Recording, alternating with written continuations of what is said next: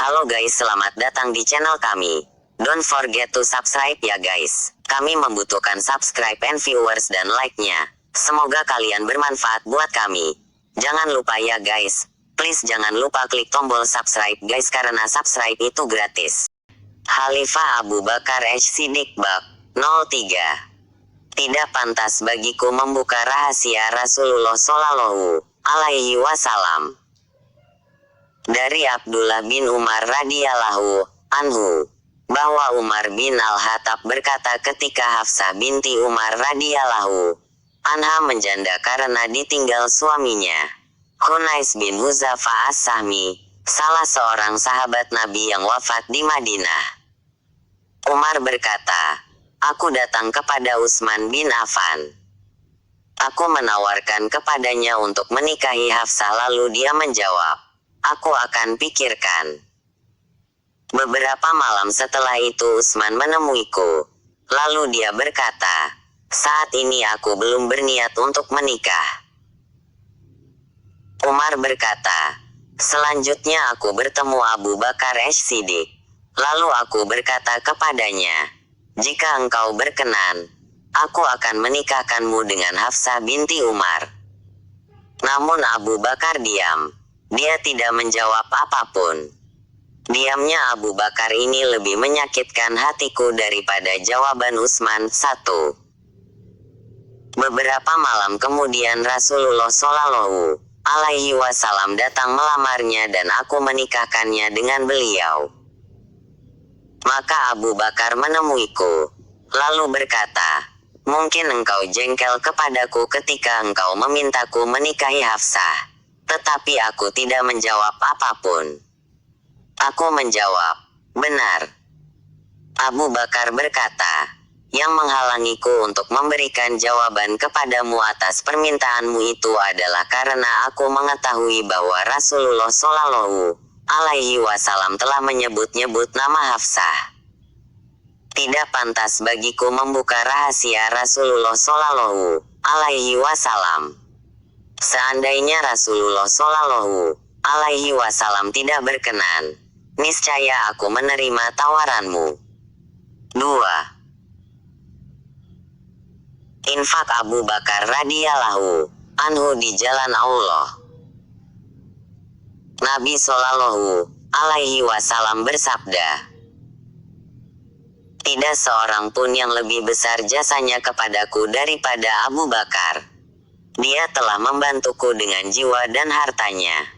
Dia juga menikahkanku dengan putrinya. Nabi Shallallahu alaihi wasallam bersabda, tidak seorang pun yang mempunyai jasa baik kepada kami melainkan kami telah membalasnya kecuali Abu Bakar. Sesungguhnya dia mempunyai jasa mulia, Allah yang akan membalasnya di hari kiamat. Aku tidak mengambil manfaat dari harta seseorang seperti aku mengambil manfaat dari harta Abu Bakar. Seandainya aku boleh mengangkat seorang Khalil kekasih, niscaya aku menjadikan Abu Bakar sebagai Khalil. Dan sesungguhnya sahabat kalian ini adalah Khalilullah, kekasih Allah. Dari Hisham bin Urwah dari ayahnya, ia berkata, Abu Bakar masuk Islam, sedangkan dia mempunyai 40.000. Dia menginfakannya di jalan Allah, memerdekakan 7 orang hamba sahaya yang disiksa karena Allah, memerdekakan Bilal, Amir bin Fuhairah, Zunairah, An-Nahdiyah dan anak perempuannya, hamba sahaya Bani Muammal dan Ummu Ubais. 5. Dari Aisyah radhiyallahu anha, ia berkata, Abu Bakar radhiyallahu anhu telah berinfak 40.000 kepada Rasulullah Shallallahu alaihi wasallam. Allah Ta'ala berfirman,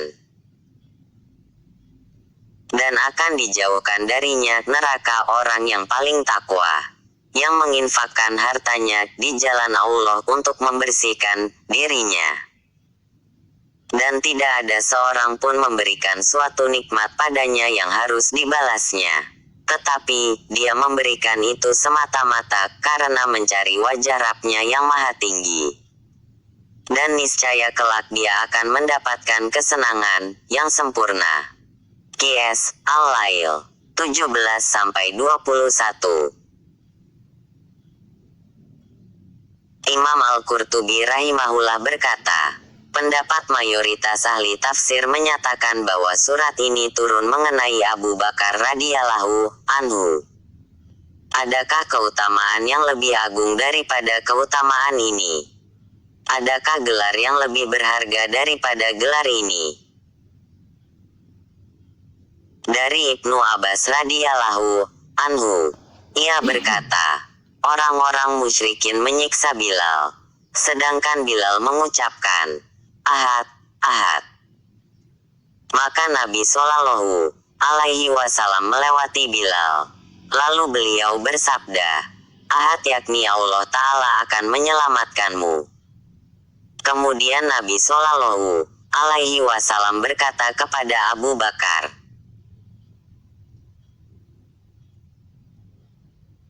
wahai Abu Bakar, sesungguhnya Bilal sedang disiksa karena Allah.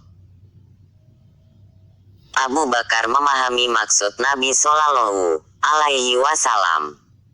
Kemudian dia pulang dan mengambil satu ritel emas, lalu pergi menemui Umayyah bin Khalaf, majikan Bilal. Dia berkata kepada Umayyah, apakah engkau menjual Bilal kepadaku? Dia menjawab, ya. Maka Abu Bakar membelinya dan memerdekakannya.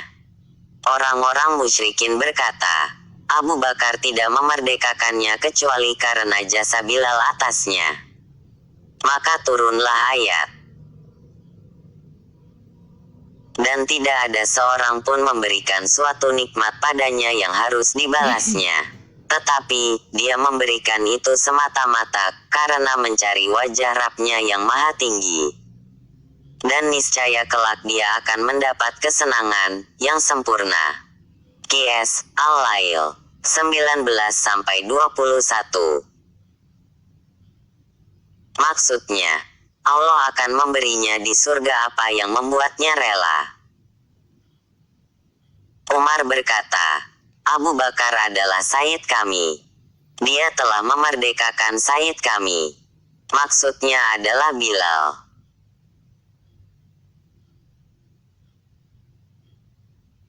Dari Umar bin Al-Khattab radhiyallahu anhu, ia berkata, Rasulullah Shallallahu alaihi wasallam memerintahkan kami bersedekah. Ketika itu aku sedang mempunyai harta, maka aku berkata, hari ini aku akan mendahuluinya, maka aku datang membawa setengah dari hartaku. Rasulullah Shallallahu alaihi wasallam bertanya kepadaku, apa yang engkau sisakan untuk keluargamu? Aku menjawab, sepertinya jumlah yang sama. Umar berkata, ternyata Abu Bakar datang membawa seluruh hartanya. Rasulullah Shallallahu alaihi wasallam bersabda kepadanya, apa yang engkau sisakan untuk keluargamu?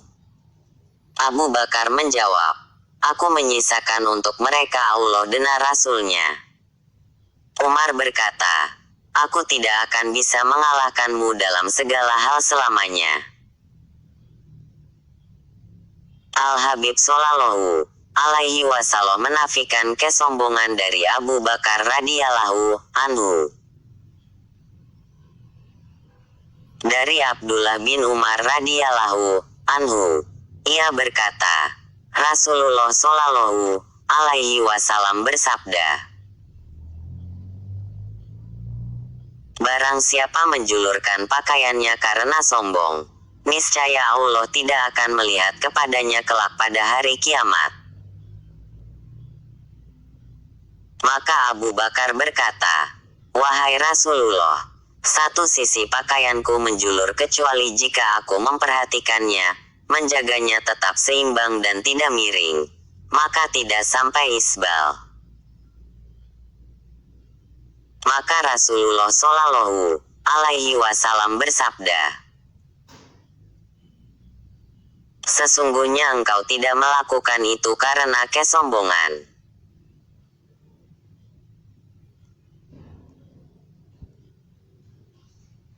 Terima kasih sudah berkunjung ke channel kami.